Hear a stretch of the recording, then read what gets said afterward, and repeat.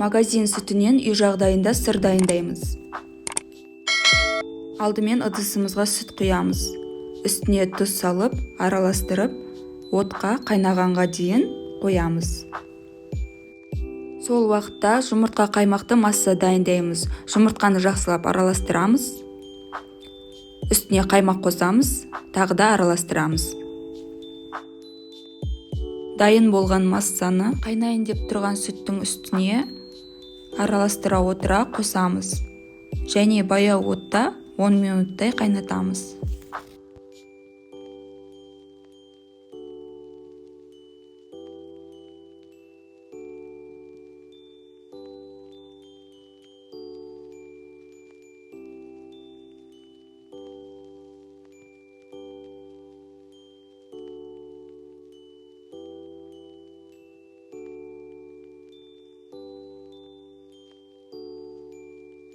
Он минуттан кейін сырлар осылай сүттен ажырай бастайды.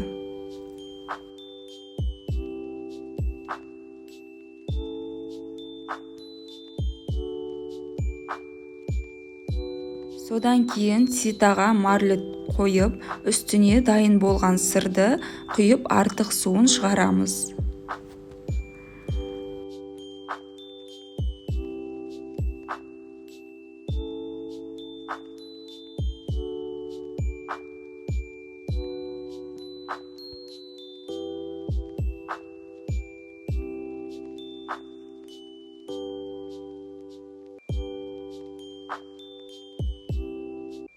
Сосын үстіне ауыр затпен бастырып қоямыз.